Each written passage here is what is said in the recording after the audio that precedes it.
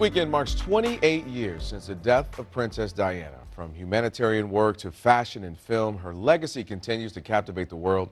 Ray Williams joins us in studio with a closer look at why Diana remains such a powerful figure. Good morning, Ray.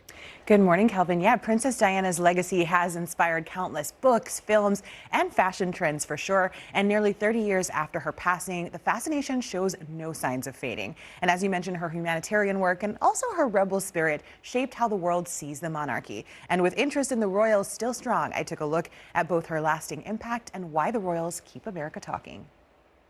It's a Catherine Walker gown. Renee Plant is careful as she lifts the cream falcon gown once worn by Princess Diana. It's hand-stitched falcon still shimmering in the light almost 40 years later. And for Renee, it's all still a wonder. Incredible. I was 12 years old the first time I met Diana, and she came straight out of the ginger factory, and I just looked up and she was just standing right there, and I was speechless for the very first time in my life. That day, Princess Diana dropped a little clay platypus figurine, and Renee says when she tried to return it, a policeman told her it must have been dropped just for her. And so that little platypus is kind of what got me started 35 years later.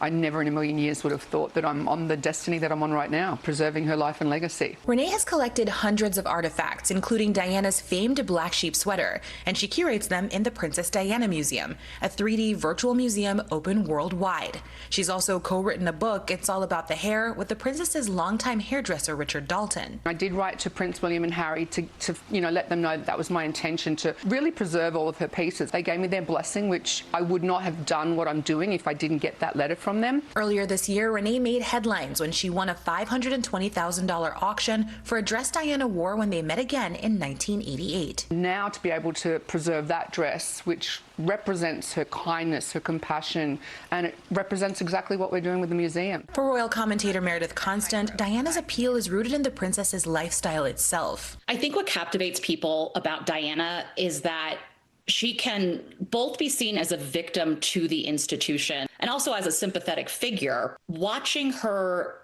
start to triumph, to leave the royal family, to get out on her own, I think a lot of people can relate to that story. I think particularly for Americans, though, I think we really love that bucking of tradition. That fascination extends beyond Diana to the monarchy at large. I think part of it is the Disneyfication of monarchy and our idea of what it means to be a princess. And for some, that is the ultimate fantasy. So being able to see people live it out, I think it fulfills a fantasy that a lot of us have. And for the next generation, Meredith says Diana's influence isn't fading. That is a lasting legacy. So I just think she is going to continue to be a figure who fascinates people. And Renee is making sure of it, protecting Diana's legacy one piece at a time. Still to this day, she's the most, iconic, humanitarian, kind person the world ever saw. A princess remembered and a legacy still unfolding.